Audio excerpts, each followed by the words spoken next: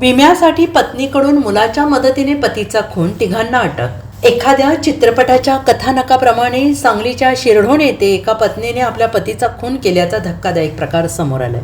विम्याचे पैसे मिळावेत आणि उधारी मागायला येणाऱ्या लोकांना वैतागून मुलाच्या सोबतीने हा खून केल्याचा प्रकार उघडकीस आलेला आहे। पत्नी, मुलगा याच्यासह अन्य एकाला असं तिघांना कवठेमहांकाळ पोलिसांनी अटक केली आहे। बाबूराव दत्तात्रय पाटील या व्यक्तीचं नाव आहे।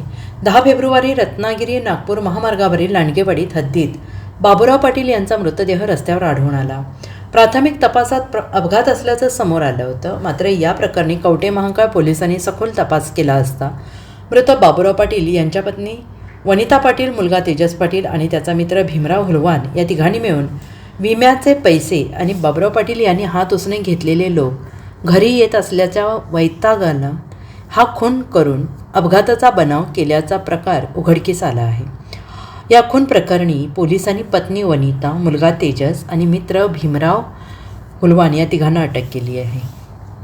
कवठेमहांकाळ पोलीस ठाण्याच्या हाती दिनांक 10/2/2025 रोजी लांडगेवाडी गावच्या हाती मिरज पंढरपूर रोडवर बाबूराव दत्तात्रय पाटील वय 54 वर्षे राहणार शिरढोण यांचा डिवायडरवर डोक्याला जखम होऊन पडलेल्या अवस्थेत मृतदेह आढळला।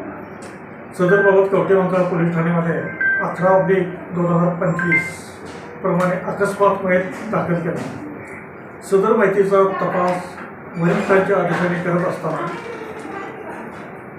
जे त्यांचे घरचे साक्षीदार आहेत, मयताची पत्नी, मयताचा मुलगा यांच्या सांगण्यामध्ये तफावत आली। त्यांच्याकडे सखोल चौकशी करत असता त्यांनी त्या दिवशी करारामध्ये असल्याचे सांगितले। वरिष्ठाच्या आदेशाने यांचा तपास करत असताना CDRचे लोकेशन घेतले त्यांच्या मोबाईलचे, तर त्यांचे लोकेशन या ठिकाणी मिळून आले। त्यानंतर आम्ही CCTV फुटेज चेक केले, तर सदर संशयित इसम आणि मयत हे कारमधून एका हॉटेलमध्ये जेवत असलेले दिसून आले।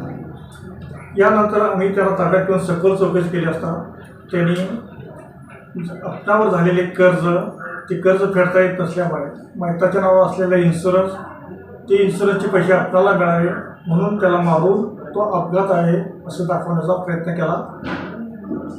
सदर बाबत कवठेमहांकाळ पोलीस स्टेशनमध्ये त्यांनी गुन्ह्याची कबूल दिल्याने